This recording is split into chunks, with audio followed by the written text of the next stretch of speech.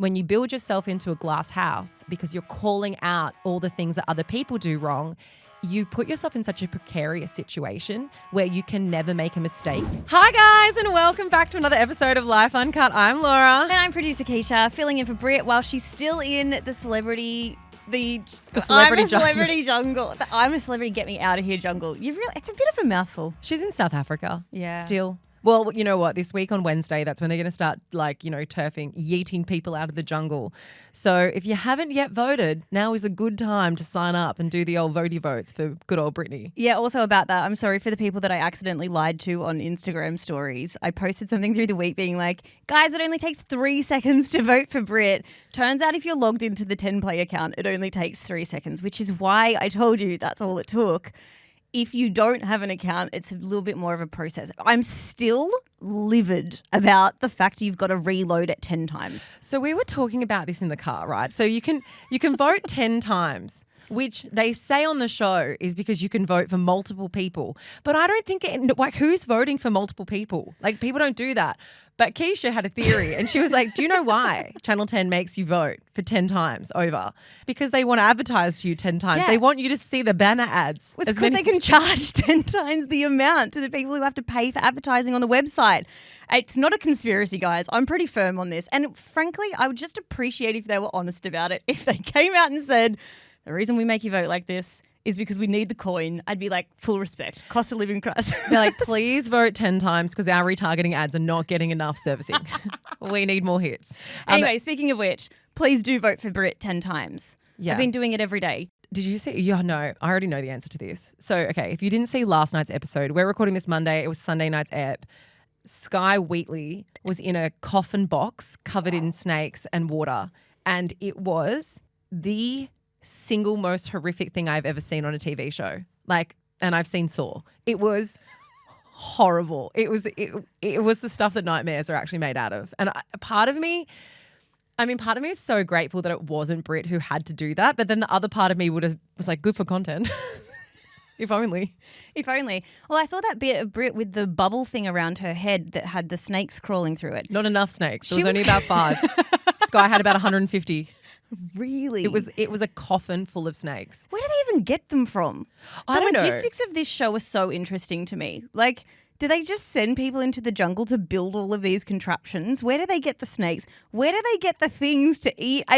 I'm so confused by it. No wonder they've got to show you 10 banner ads to vote because they've got to pay for the setup. My big question though, there was 2 of them. And this is all I could think the whole time. Sky was like, Sky Wheatley. If you don't know who she is, she's an influencer. She's on I'm a Celebrity, Get Me Out of Here. The whole time I was thinking, what if one snake got angry? Like, what if one snake got a bit pissed off, didn't want to be in the coffin box, and it decided to arc up?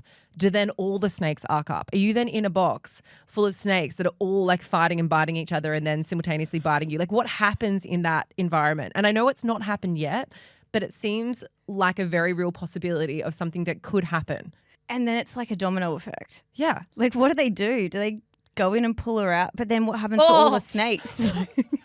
Sorry to people who are scared of snakes, which there are a high percentage. And you've probably turned this off by now.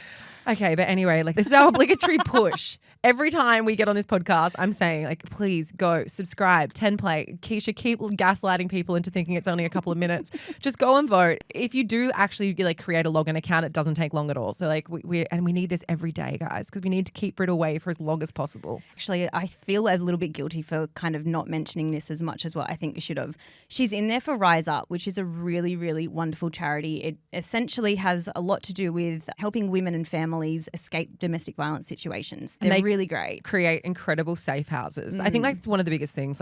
We've spoken about it before, but when women try to leave domestic violence situations, relationships, it's the most dangerous time for them, for their children, and also the facilities to go to are often just as bad as the houses that they've come from. So they're not safe, they're not clean, and they're not habitable in a way that you would expect for someone who is already going through so much trauma. And that's what Rise Up creates. They create beautiful living spaces for people to have a sanctuary to go to when they've experienced hell on earth already. And that's a really incredible charity. So on one hand, you can watch Brit suffer, and on the other hand, we can do good in the world. So vote, vote, vote, vote, vote, vote, vote. Keisha, on the other hand, did not watch I'm a Celebrity. She watched the MAFS reunion, which I like this is the season that I have cared so little about, which is weird for me because you guys all know I am a math stan, but I did not stan this season. I didn't get invested. I feel as though I kind of chime in, chime out. I chime in for the drama, like the spicy bits. I kind of lose interest halfway through and then I'm back because it's reunion. I think there's one more episode. By the time you're listening to this, I think that it will be completely finished. So they had half of the reunion episode last night and it was very full of drama. And I'm so sorry, Britt. I was a bit of a traitor and I did watch that instead. But by this stage, everyone who's participating in that experiment knows that there is a chance they're going to be given an edit that they're like, oh, this is not a flattering edit. You know, and they've blamed that for years and years and years. The behavior last night, I was like, you don't even care that this could potentially be cut because like you just would. I'm gobsmacked that they're not more careful. I'm like, how did you let that come out of your mouth? Because you know what can be done? I don't know. Part of me thinks that if you're going on that show now, if you're signing up for maths and you are someone who is kind of like in the villain edit, you either have zero self-awareness, like you have genuinely no idea what you sound like or how you present, or you don't care and all you want is screen time. Because obviously like the loudest, the craziest, the silliest, like whatever is the most outrageous thing that's said is going to be the thing that's shown on TV. And I don't know if people on that show understand that like not all press is good press, right? Like the amount of vitriol and hate that you receive when you're a villain from maths. That's why I'm genuinely confused as to whether it's a lack of self-awareness or whether they're welcoming of it. Like they want to be that person and they want to have that notoriety, even though the notoriety is bad. I don't know.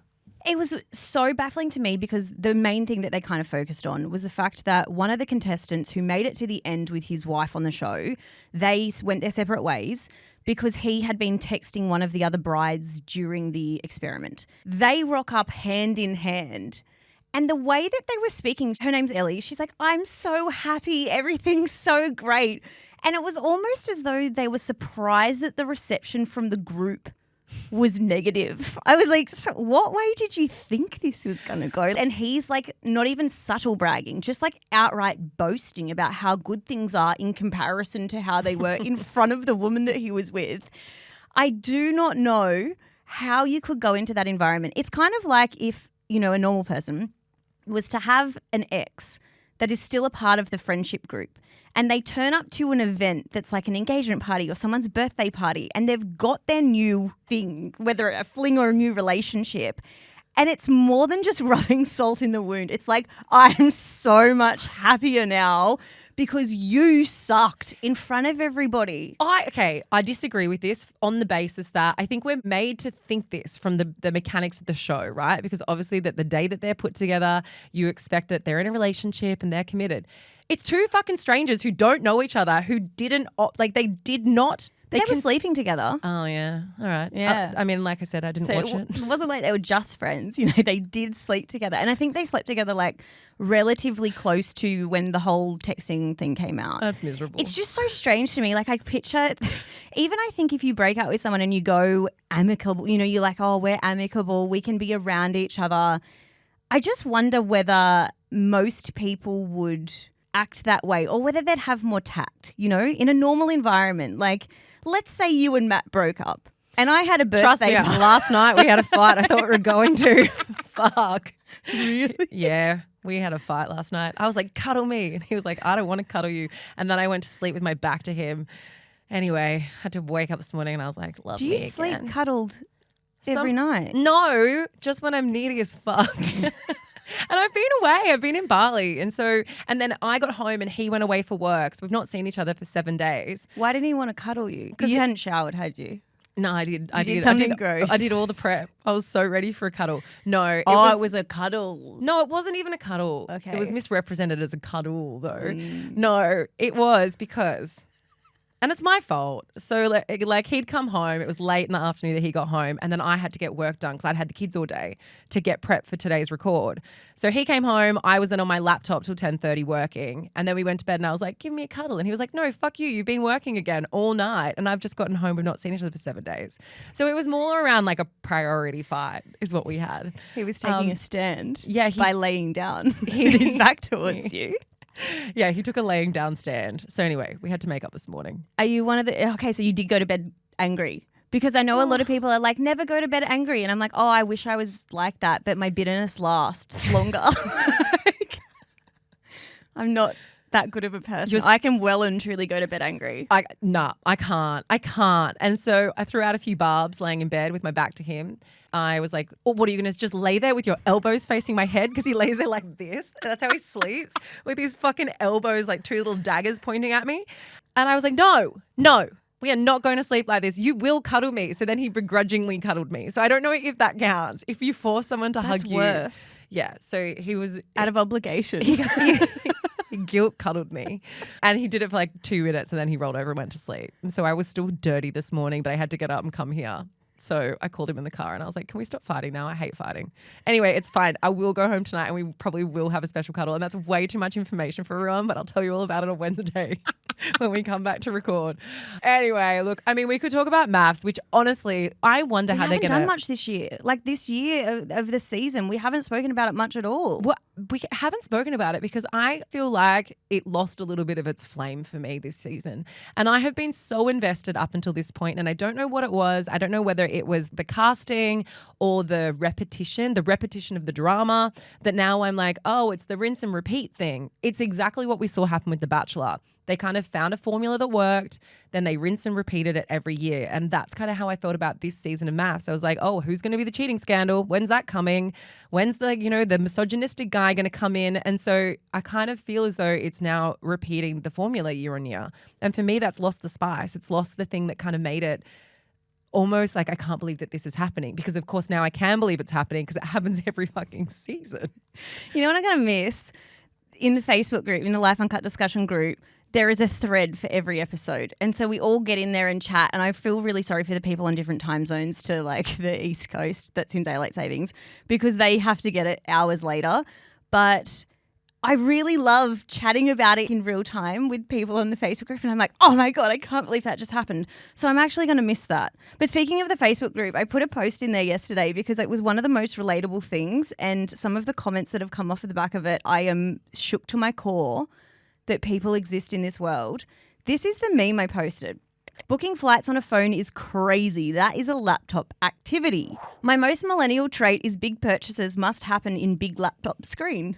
And I was like, there are so many things in my mind that I deem a laptop only activity. Like I could only book accommodation on a laptop. The thought of booking accommodation on my phone, I'm like, how do you see the pictures? How do you compare? Like, how do you get, I know you can have multiple tabs, but do you get multiple tabs or do you just pick one and go for it? Keisha, for someone who is so endearingly scatty, like, and I mean this with the best and kindest, in the kindest of ways. It's okay, I'm diagnosed with scattiness. It is wild to me that you have a benchmark for this. It's wild to me that you go, okay, here is my line and here is my limit, and your limit is booking accommodation on your phone. I would literally book my own funeral on my phone. I'll do everything from kids' appointments to my whole entire round the world holidays. Like I will do every single thing on my phone. You would book an overseas trip on a phone? Yeah, 100%. Have done.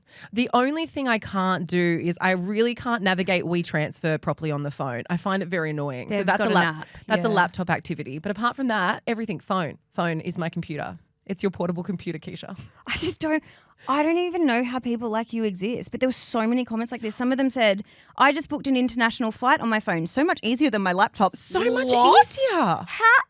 What? How? Click through. You've got Safari. Lee said, I only get out my laptop to do my taxes. Yeah, I wouldn't do my tax on my phone. That's pretty your rogue. limit. That's your limit. I think if you need to use a spreadsheet, a phone is probably not the best. Anything to do with Excel is probably a laptop activity. Apart from that, everything else is fair game on phone. I just don't understand how you guys exist. Melissa said, I'm 55 and I use my phone for everything. We don't even have a laptop. But Georgie, you're my type of person. I booked flights to London and went to my parents to use their PC because iPhone or laptop was not sufficient. That's so weird. I'm thinking of getting a desktop because some things to me feel too casual even for a laptop. What are you doing with your time? I feel like I need the structure. I think I need like the stable environment to book risky things. Or like, I don't think I would make a purchase of over $300 on a phone. Do you know it what just seems too airy-fairy and casual for me.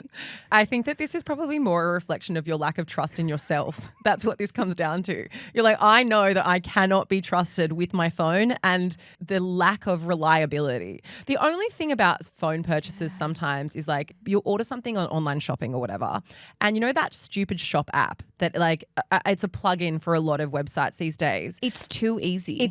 It is frustratingly easy that sometimes you order things by mistake or you send it to the wrong place by mistake because it's so automated and it thinks it knows exactly where you are and exactly what you want to do. And all you've clicked is like, you click like confirm because you think you're going to the pay page, but all of a sudden you've just paid $800 for a thing from Iconic that you're going to have to return the whole thing because you never really wanted it. That's if you can return it. Maybe this is shopping. why. Maybe it's not that I don't trust myself, which definitely is a portion of it, but maybe it's that I'm tight.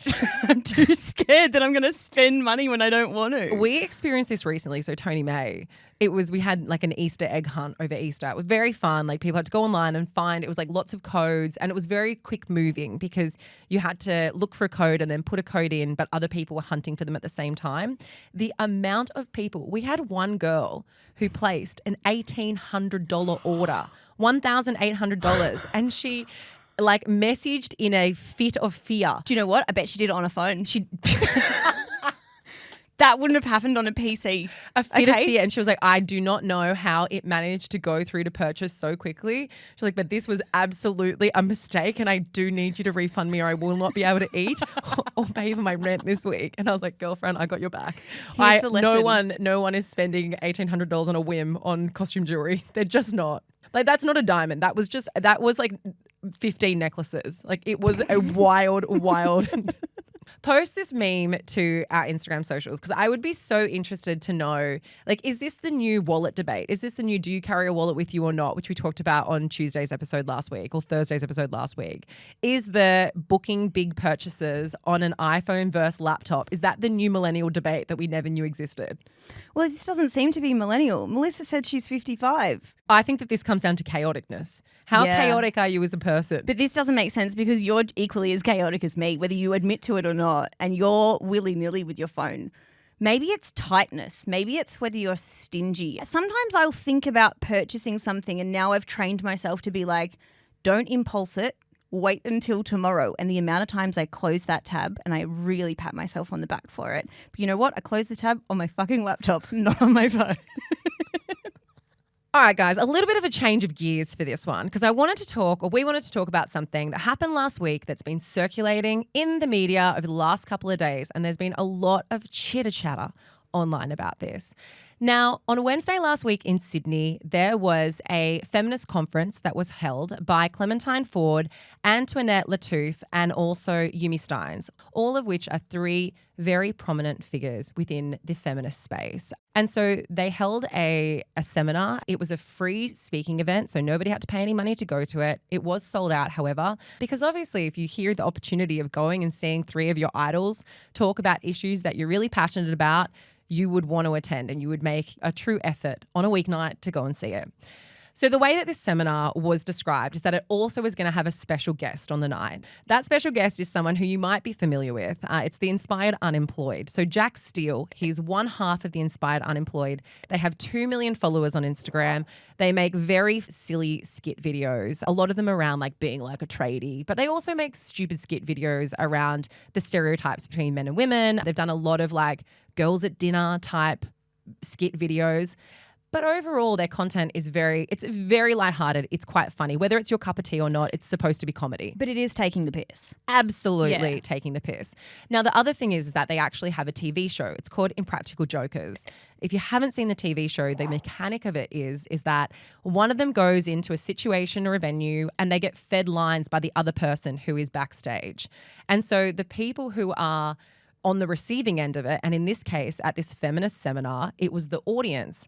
Jack was being fed lines by his co-star off stage, and some of those lines were incredibly outrageous and also very steeped in misogyny, which you can try and understand the contrast when you've rocked up to be at a seminar that is, being represented by 3 women who you aspire to, who you really value the opinions of.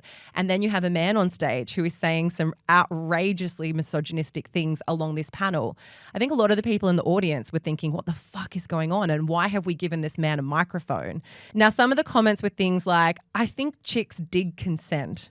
Is one of the things Jack said. I think chicks dig consent.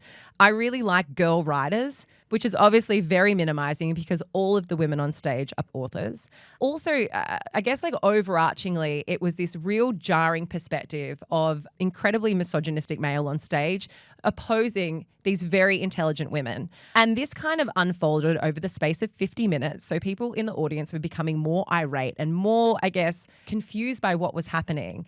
And then at the very end, Antoinette Lattouf stood up and said, actually, this has all been a bit of a prank. This is part of the Impractical Jokers show, and it has gone down like an absolute sack of shit. Now, just to kind of put the parameters around this, the people who were in the audience, they knew that something was being filmed, but they didn't know what was being filmed. They hadn't consented to being part of a practical joke TV show. No, but they did have to sign release forms saying that they were being filmed and that they weren't allowed to record their own content while they were there. Totally. Which is interesting because it's a consent form. But can you consent when you're a part of a prank but you don't know that you're a part of a prank like that? We're going to get into a little bit of that later. Some people who were at the event and also people who weren't at the event who heard about what had happened have gone onto Instagram and they've vented their frustrations. This particular comment was left by Apparel Skits on Clementine Ford's Instagram. It says, your voice has been a beacon of inspiration for many, including myself. So to witness your participation in a prank show where the very essence of feminism seemed to be twisted and exploited for laughs was disheartening to say the least. The rhetoric of it's just a joke to minimise women has long been used to excuse reprehensible behaviour, and to see it perpetuated on your platform, even if it was a bit that you lent your credibility to, is profoundly disappointing. By this performance, you further trivialised the hysteria of women who were rightfully irate in the audience to be circumvented into a very harmful rhetoric. To be witness to your complicity in that is so disheartening. It sends a message that our voices and experiences are not worthy of serious consideration, but merely fodder for entertainment. Oof. Yeah. And to be honest, this was not a one-off comment. Leanne said, just wasted an hour of my time, which I'll never get back. And the poor woman sitting behind me was crying. I'll be okay, but this show probably should have come with a trigger warning. So many women upset tonight.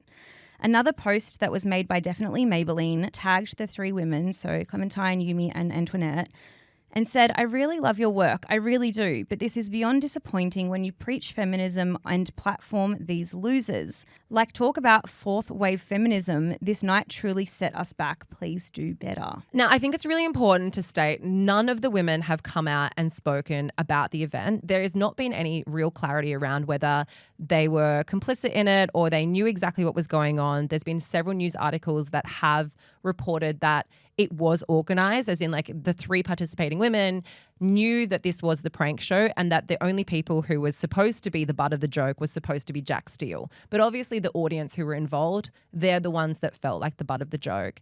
I guess like there's been this big outrage that's happened across social media about accountability, and everybody in the comments section is demanding accountability. You know, what do you have to say for yourselves off the back of this? Now, I want to be very clear and upfront because I have experienced the other side of this. I mean, Clementine Ford had a very, very strong reaction to a video that Matt created last year around the relationship dynamics of when a mum goes away and the dad brings in the mother-in-law to help take care of the kids because he's incompetent to do it himself. It was a satirical video that was pointing fun of a very, very real thing that a lot of people have to experience. Now, what I want to say off the back of that is I understand the bias in this. And the reason why I wanted to talk about it was because this isn't an I got you moment. This is a moment about talking about accountability, quote unquote, because I think we can scream and preach this idea of like wanting people to be held accountable. But what I really wanted to say off the back of this is that people seem to be so angry in the comment section and be absolutely going for Clementine and Yumi and Antoinette, who these are 3 women who within the space of feminism have genuinely done so much. They are profoundly intelligent and exceptionally successful women. And yes, this event may have been look, it wasn't a good idea and it didn't go down the way in which I'm sure that they intended it to go down. But I cannot believe one single iota of me does not believe that it was their intention to make fun of their own audience. I think it backfired and it went down poorly, and I think it was a bad choice. But I don't think one bad choice should negate all the amazing things that someone else has done. And I think you need to look at people as a whole and go, okay, well, what was the meaning here and what were they trying to achieve? And I guess with this instance, with Jack Steele, the problem is that the audience felt like the butt of the joke. And when you have your own community, it's such a privilege that you want to take care of those people. You don't want to kind of make them the people who feel like they're being made fun of. I think that was what was most surprising to me. I was just mostly surprised at them agreeing to this. Seemed very off-brand for every reason that you just mentioned. Like they have all of them have done incredible work, and I really do think that they have actually contributed to swinging the pendulum into a much more progressive feminist space. And so that's why it seemed so contrasted to their previous work. Yeah, it's a weird shout. It was just strange. It was really strange to me. The branding of it was quite bizarre. I think it's really important in these circumstances to acknowledge bias, but I also want to preface this by saying this is not an attempt of us shitting on any of them or throwing any mud. I actually want to talk about a lot of the themes behind what happened here and apply them to any situation that happens either in the public space or at an event like this.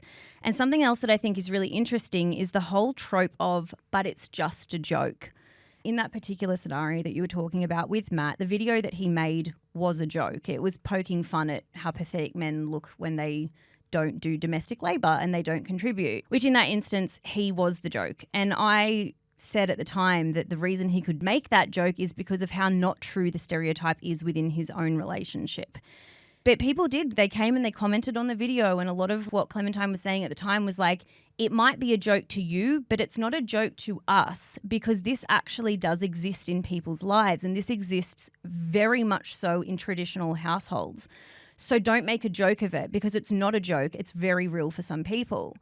It makes me kind of question, when are we allowed to say, but it's just a joke? Are you allowed to do things like this where you kind of go, oh, look, this was meant to be a joke and it was meant to be a prank where Jack was the butt of the joke? Or is it just that anything that has the potential to attack, you know, the progression of feminist or whatever values that you're trying to put forward, are you allowed to make jokes about that? Or is it just completely off the table? Well, I mean, it comes down to the contradictory nature of it more so, I guess, from my perspective. It's like, I don't think we can pick and choose when we use the term of it's just a joke. I think if you're going to blanket something and say you're not allowed to joke about this because stereotypical jokes about misogyny are absolutely not funny, whether they come from satire, whatever the means is behind it, the vehicle is behind it, it's irrelevant because I'm saying it's not a joke, right? But in this instance, I guess the way in which we're supposed to interpret it is that, well, this was a joke. So have a sense of humor. And I think that April Spritz or that comment that you read earlier really encapsulates this. But I don't really, I genuinely don't want to get into the hypocrisy of that situation. I guess my real understanding of this and where it comes to quite an interesting conversation is this idea of online accountability, this demanding of accountability from people when they do something that we perceive as being wrong. And unfortunately, in this instance, these three women are on the receiving end of that. But I guess the problem is when we have a culture at the moment online where we have some people who have become the accountability queens, the call-out queens, the people who, when you step a foot out of place in a way that isn't congruent with the way in which they think you should behave, they will take you down and call you out. And on one hand, that's celebrated. But I guess on the other hand, it's like, what happens when the call-out queens themselves do something that isn't in line with their own values or makes them be on the receiving end of people saying, hey, now you have to take accountability. How are they supposed to behave? And then does the same rules apply? Are they allowed to just go silent and not say anything and not take accountability? Do they need to behave in a way that reflects what they've expected of other people online? It's a really interesting space. And for me, I think what happens is when you build yourself into a glass house, as someone who can't do anything wrong because you're calling out all the things that other people do wrong, you put yourself in such a precarious situation where you can never make a mistake because your own people will come for you. And that's what we're seeing has happened, especially to Clementine Ford. And I genuinely think it's unfortunate because I think about what people contribute as a whole and Who is that person 99.9% of the time? And what does that person do 99.9% of the time? And that is a reflection of who they are, not the one thing that they've done that's been perceived as a fault or as wrong, because we're all human and we're all going to make mistakes and make choices sometimes where the intention behind it was perceived in a different way. I think for me, I thought a lot about this situation, and I thought about the grace that we want to afford people in the public space, and specifically when they choose to put themselves into this space. So what I mean by that is that if you're the type of person who is going to get online and say, I'm going to build a media profile off of noticing and calling other people out for things that I think that they're doing wrong, and a lot of the things that have happened in that space I think are very fair. That, you know, Clementine specifically has called out very fatphobic people, very racist people, very misogynistic people, and she has shone a light on real cultural issues. But something that I've also seen is that I feel as though she has lacked a little bit of grace in understanding whether people are allowed to fuck up a bit. And it kind of leans into this whole like intent versus impact. Like if someone does something in the public space and their intention is for it to be lighthearted or funny, or just their intention is to not be harmful, does it matter that their intention was pure? Or does it only matter what happens as a result of it? You know, I think about stand-up comedians, especially with this kind of thing. Does it matter that they were just trying to entertain an audience, or they were maybe trying to poke a bit of fun at something because it had existed of a stereotype? Does it matter that they weren't trying to hurt people through the joke, or does it only matter that they have hurt people? I mean, that is something that comes up a lot when we speak about racism. And now it's coming up because we're speaking about feminism versus misogyny. What is the intention of the person versus the impact that that joke or the impact it had on the people? And for some people who are listening to this, it's black and white. Intention is irrelevant. It is only the impact that matters. I think that there has to be a scale. I think you can't completely negate the intention behind what someone does. And the reason why I say this is like, look at the court system. Look at like the criminal system. We have murder. We have manslaughter. The intention matters to some degree. I'm not saying it matters wholeheartedly. People are misguided. People do and say awful things, and maybe their intention was good. And at the end of the day, it doesn't matter because it left someone feeling really, really hurt. But in these instances, when we talk about impact, I'm like, what does that impact look like? Like, are these people who went to this event, had their lives been forever changed? Are they now disappointed in these three women? Like, what was the actual tangible impact that this has had, where these people have to stand up and take deep accountability online for their transgressions? I think sometimes we can get so caught up in like the injustice of something that we don't really stop and go, okay, well, what was the impact? And now I don't want to speak for the people who were there, because maybe there were people who were traumatized in the way that it's been described online. But also I think, you know, when you look at the big picture around how is that going to impact your life, or what has that done for you, then that's where I kind of think the conversation around intention versus impact, it becomes a bit more grey. The other part of this as well, and I guess it's the reason why the people in the audience are so angry and irate, as it's been described, is that for a really long time, if you are someone who's been described as a staunch feminist, it's a negative, right? Like it doesn't come with a nice quilted blanket around what feminism is. And I think for a lot of people, you have to almost defend yourself and be like, yeah, a feminist just means like, I want equality for everyone. I want women and men to have the same equal opportunities. But if you've been labeled as a staunch feminist, it also comes and coincides with like not being able to take a joke and being an angry feminist. Like that's the painted brush that I think a lot of people is perceived as. And then you have an audience of people who are there, who are angry. And it just once again reinforces this stereotype that they're angry feminists who can't take a joke. For me, I think it was a terribly thought out plan. But at the end of the day, it's an impractical joke platform of a TV show that a lot of people enjoy.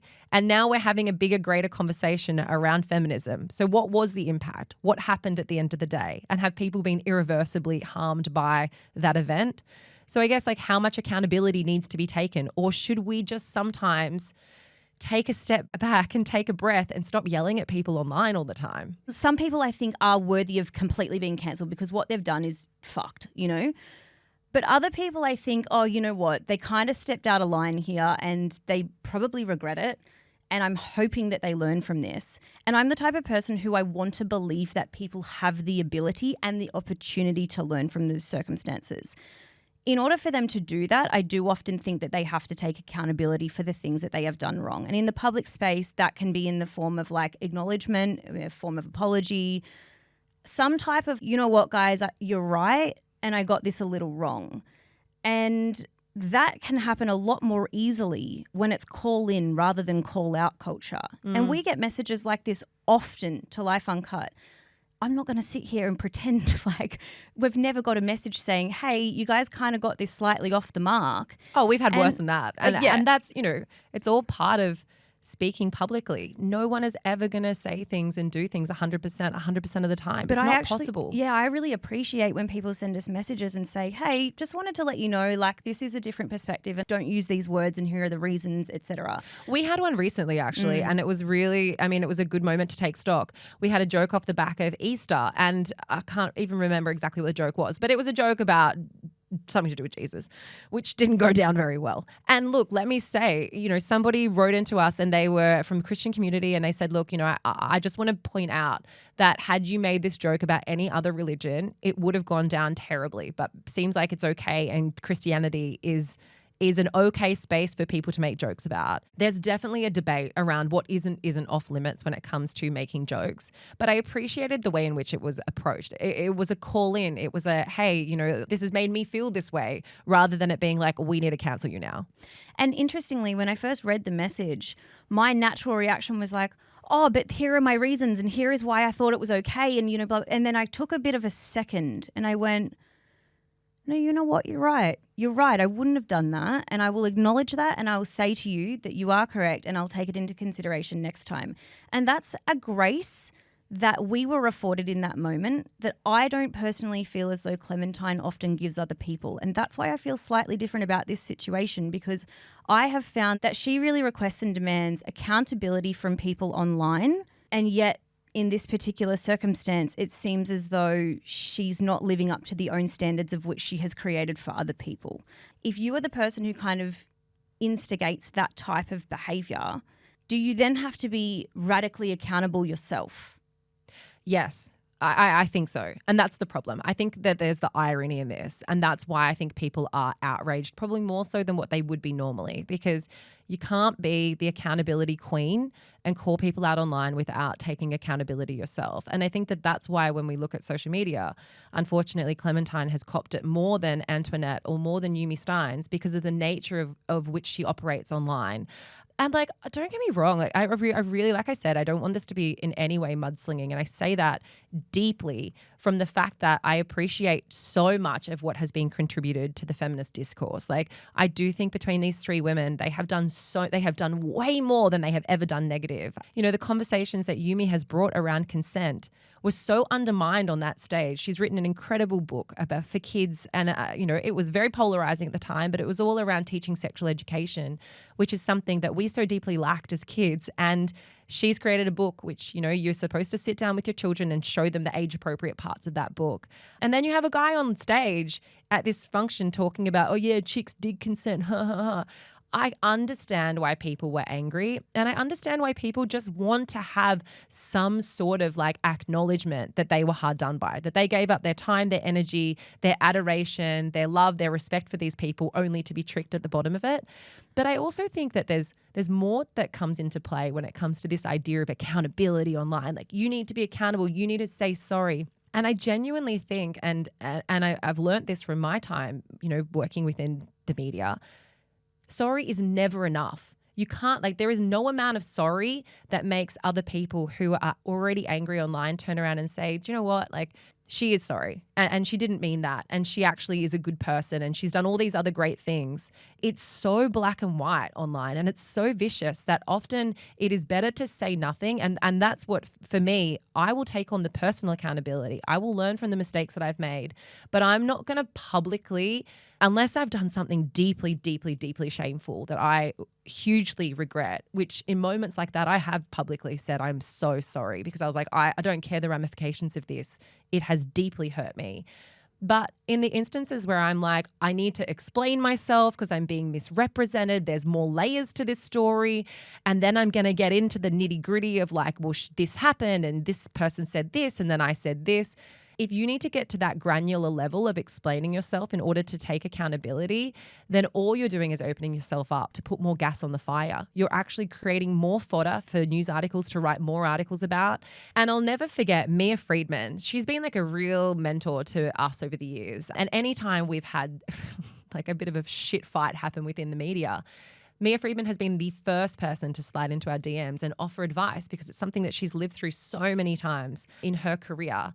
Her number one thing is never take accountability in that way. Never be vocal online, because all you're doing is putting gas on a fire that then allows the articles to continue for longer, that allows people to have more of a say and come back with more. And especially when a lot of these wars happen between people online, between two social media people or between an audience member and someone who has a social media profile, what happens then is that it has more longevity. And so it gets more eyes on it. So when you say, Keish, that you have your theories as to why these three women haven't said anything, I also have my theories. On one hand, it could be because they've signed NDAs and they absolutely can't say anything.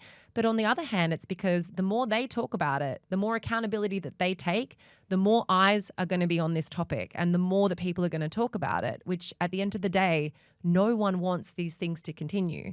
It's a really tricky space. When you demand accountability from others, you have to give it yourself. And that's kind of what's been created here. I feel two different things. I feel like I'm really sad about the fact that we are in a place where saying sorry isn't often enough. And I do wonder whether that's because it can also be used as a bit of a PR spin. Like we've all seen that before when people have done things and they've had the PR response, you know, and it's, I will learn and grow from this. And it's like, well, will ya or won't ya? Like, and I guess maybe we kind of roll our eyes at it a little bit because we think it's just the thing that they feel they have to do to make the noise kind of quieten down or tamper a little bit, because then people can go, well, they did apologize. But for me, it's more about this, like, can you see the growth? Can you see that the person has owned up to what they've done? Because I really like the culture of accountability to some extent. But I think on the other hand, and talking about this NDAs thing, and that was something that I questioned. I was like, maybe there's a reason that they're not able to talk about this publicly. And often in these situations, I actually think that there are a lot of reasons why people in the media can't say what they actually want to say, even if what they do want to say is, I'm sorry.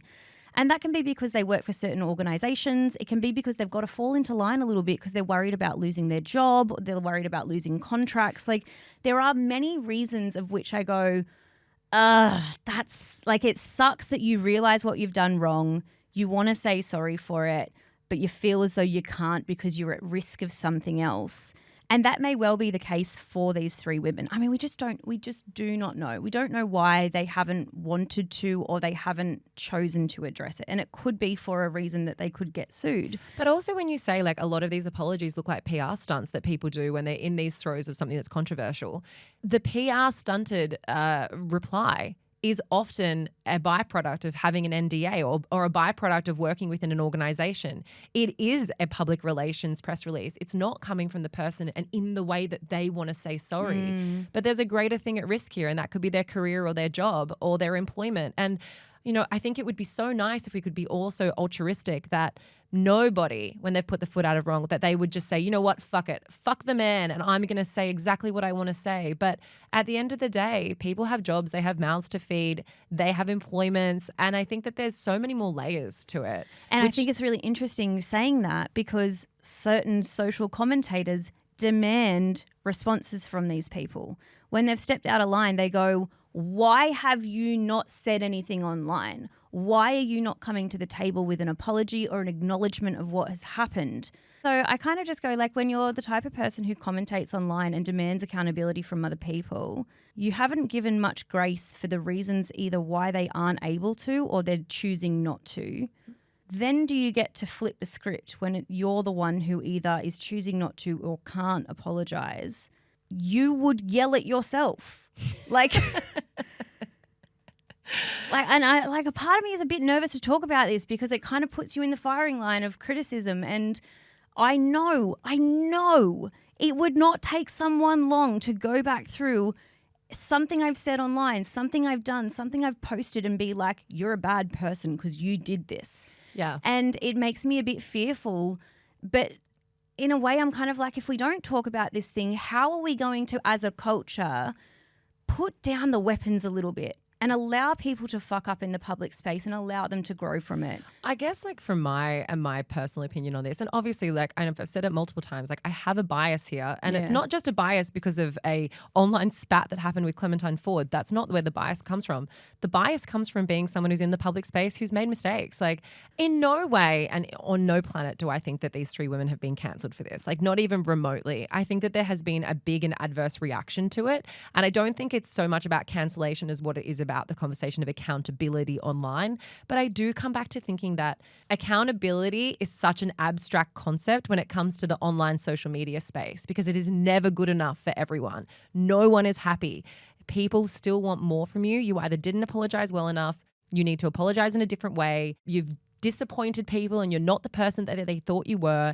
It can be so severe. And so I genuinely think that the way in which that they are approaching this by not talking about it and not putting gas on the fire is probably the smartest way to go about it. Even though I'm sure behind closed doors, all three of those women are like, fuck, that was an absolute fuck up, which is also why, and I think it's important to note that it has been reported that they then gave more of their time. They stayed back for another 50 minutes after this prank show had finished and had the conversations which most people had shown up to have in the first place without Jack Steele there. They had the conversations about love and relationships and about feminism and everything that they wanted to talk about. So I do genuinely think that they would be self-reflecting, but it comes down to the conversation of, does all self-reflection of someone who's within the media space need to have public accountability alongside it? And I don't think that it always does, because I do not think that people are happy with an apology. It's never enough. I'm interested to see whether this TV show sees the light of day, because one of the themes that is often brought up in feminist spaces is consent. And it was spoken about, chicks did consent was Jack's response. But when they walked into that room, they had to sign a release form, which is like, you are going to be filmed. And I question whether that's informed consent or not, because it's you're giving consent that you're being filmed, but you were not told what was happening. To me, it's a little bit of a catch there, because you're making people sign away on a form, but a value that you preach is informed consent. And then the people in the audience haven't actually been given the ability to have informed consent, and yet they've been asked to consent to something. Yeah, I mean, it's definitely a grey area. And it also is the reason why there's so many people who attended that event who are very, very pissed off, because they felt as though they were tricked. And it seems to me like, going back to the absolutely outrageousness of it, like, and the fact that anyone thought this was a good idea. It's because these are people who deeply care about these concepts. These are people who have shown up to have conversations around it. And so it's so in contrast, which makes me think, like, how on earth did they get it so wrong? But people do get things wrong.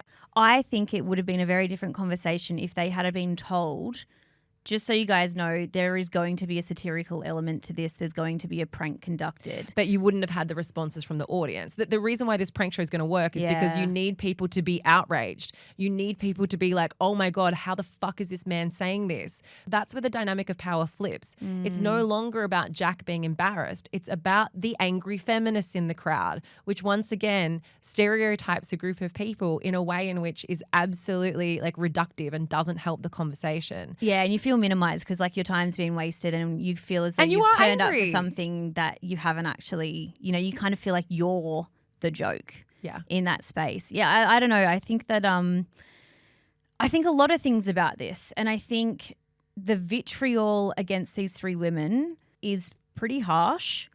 I don't know whether we should be directing that anger at them as much as what we're directing it at the television production show or the person who was feeding the lines or Jack for actually going through with it. Like, I'm not sure where the anger should be directed.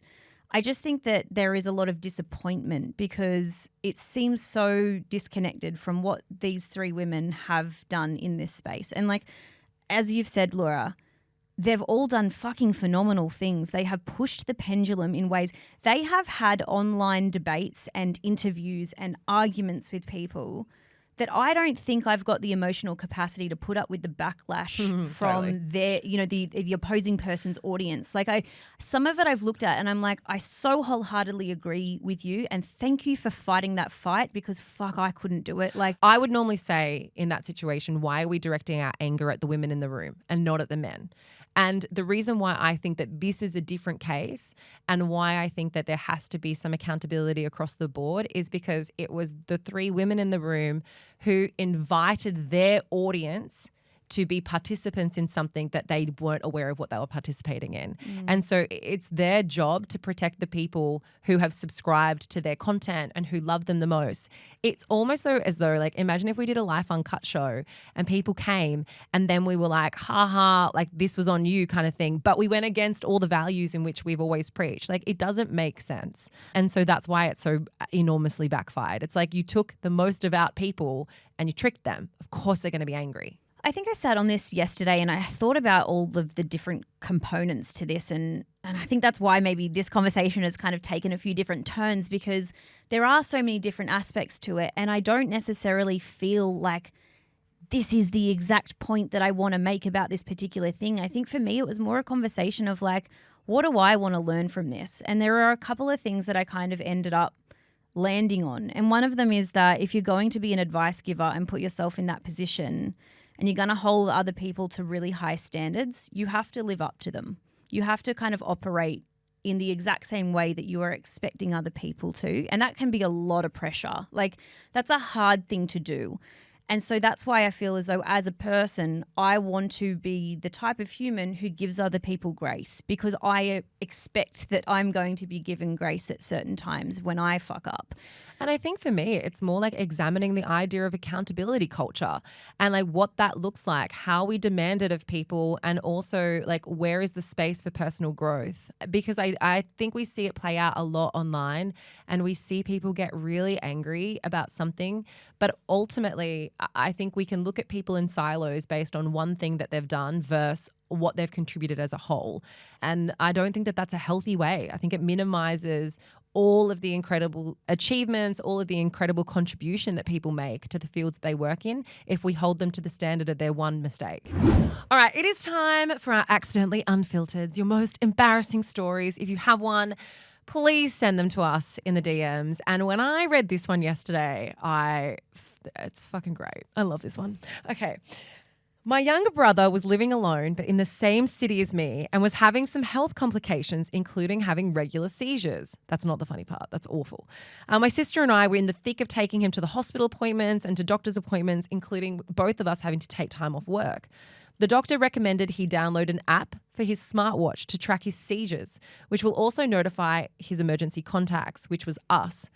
It was really expensive, but we felt it was worth it. And one night, my sister and I received an alert that he was having a seizure. We called and we called, only to find out that he was in fact not having a seizure, but was masturbating. That was a call I wish I never had to take. Because of the movie. Okay, so I described this to Matt last night, and Matt was like, he's like, I don't believe it, as if the heart rate's going to get up. And I was like, honey, it's not the heart rate, it's the hand. It's the hand.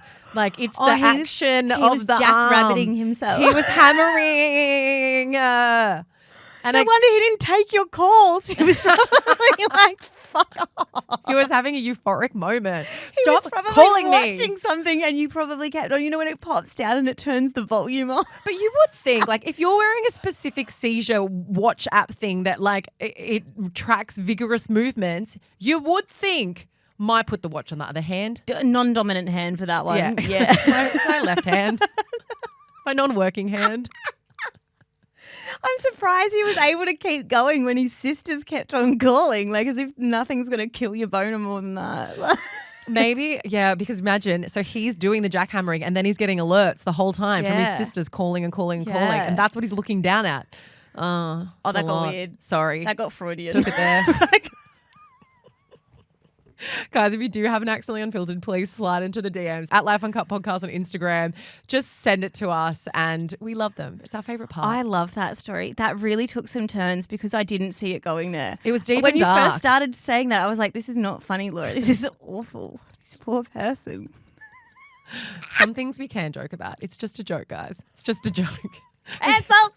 All right. Keisha, what is your suck for the week? My suck for the week is that last week while you were in Bali working, we recorded the podcast via distance, so we didn't come into the studio.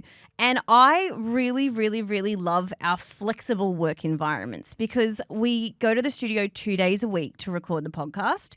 And then the other days per week, we're at home working. We work from home. Last week, because we were recording from home, I worked from home the entire time.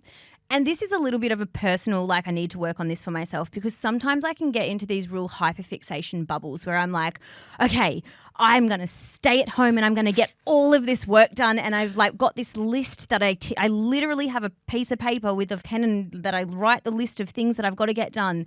And because of that, I didn't leave the house for 3 days. And like, I'm not saying that dramatically. ADD queen. Like I literally didn't leave my front door for 3 days. Did you shower? Yeah, I showered once a day. Usually I shower twice a day. And sometimes I just feel too much like a hermit and it's really bad for me. And I know that it's bad for me, but I kind of feel as though the payoff of getting all of the work that I need to do done is going to be worth it. And it's not. It makes me feel really gross and it makes me feel really antisocial and like I've not been kind to my body. And now my back's fucked. Because I wasn't sitting in a proper chair for it and like, you know, now I'm looking at getting screens because my neck, it's just, I regret it, okay? It's my real suck for the week and I've got no one else to blame other than myself because I did it to myself, but it really sucked and I should have gotten out of the house. My sweet for the week is that for everyone who was a part of a state that observes daylight savings, we got an extra hour of sleep on Sunday. And I love nothing more than sleep and I love nothing more than sleep that is like free sleep. Bonus sleep. You didn't lose the time that it took to get the sleep. You just got a little extra. Like, it's the fucking best. Also, I'm now tracking it. No, you only got the hour back that was robbed from you another night, though. It's not like you got free sleep. You were robbed in the past, and now past you is getting that hour back. No, because past me would have said you're allowed to sleep in for an extra hour today because you're losing it technically. So this to me just feels like a gain. It feels like an incentive. And now I'm tracking it, and guess what? I got 2 days in a row of 99% sleep on my Whoop. And it was the most validating experience I've had in a really long time. I will never understand people who track their sleep because it's an unachievable goal of mine. So It would be me being like, how about we track our exercise for the time we're going to climb Everest? Like, it's not going to happen. So like it's day one failed.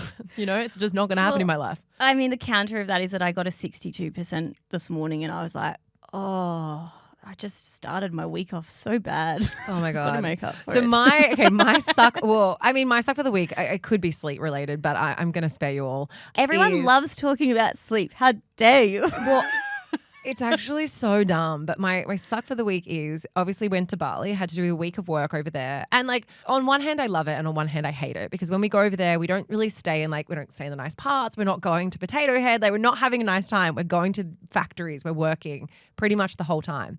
But I'm really allergic to MSG in food, like properly allergic. I've ended up in hospital in Bali before with anaphylaxis. Like I can't breathe properly. I get hives. Like it's a whole thing, which is really problematic because all the food over there has MSG in it. Like literally everything has MSG. So I always end up leaving Bali feeling sick, just feeling as though I have the most insane allergies. And MSG poisoning, it's boring, but it's kind of like it's an accumulation. So if you eat it once, you don't die. But the more that you have it and the more that your body can't process it, you get like MSG intolerance almost. So I came home feeling so absolutely wretched and I've been having to dump Telfast like it's my job. So that's where I'm at. So do you just feel inflamed everywhere? Allergy vibes. Do you know what might help? Some sleep. What didn't help is the red-eye flight on the way home.